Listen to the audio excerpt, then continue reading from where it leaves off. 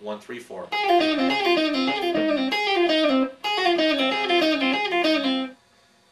Okay, another thing that I want to touch on in terms of getting all of the patterns, getting your fingers fluent with the patterns, but then also getting the patterns pieced together, because they're kind of like a puzzle. One pattern has to fit exactly so with the next pattern up the neck, or you'll end up playing in the wrong key all of a sudden, and you'll be hitting bad notes all over the place.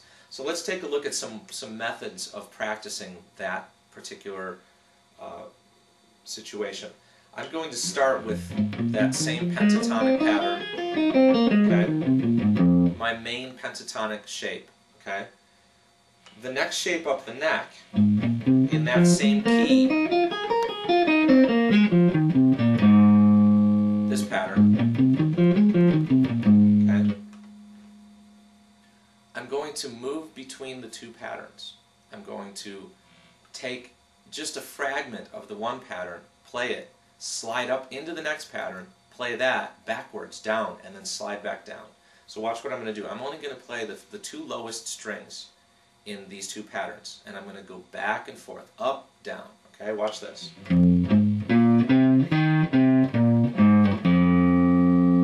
Okay, I played those 4 notes in our main shape, and then I slid my hand up to be in position to play in this pattern, right where it belongs in relation to my first pattern.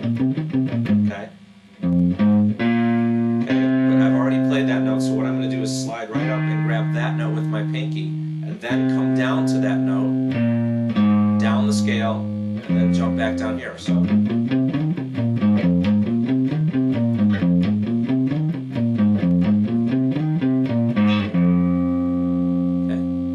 That works. And what that's doing for me is it's teaching me, it's helping me to just totally memorize and lock into my brain and my hand the distance from here to here, so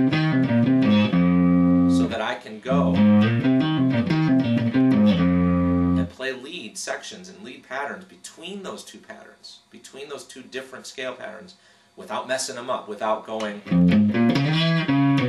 I went too far on purpose there. If you do practice like this, if you just work on getting the two patterns hooked up, it'll help you a lot. Okay? Now, you might also want to do that, say, with 3 strings. Let's do it that way.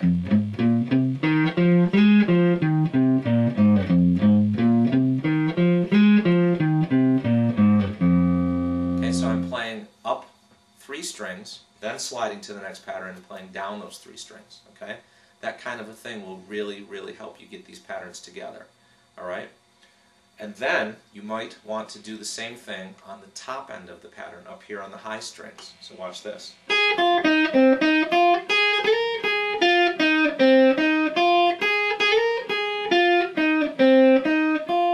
Okay, what I'm working on here, I'm playing the top end of my main pentatonic pattern. The top end of it is like so, and the top end of the next pattern includes these 2 notes. Okay?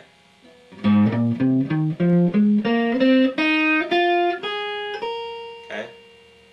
So what I'm doing is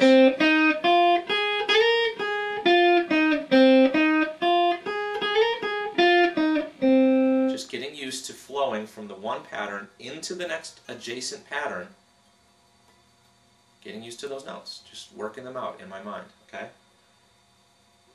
Once you've done a bunch of that with, say, these 2 patterns, then you might want to do it with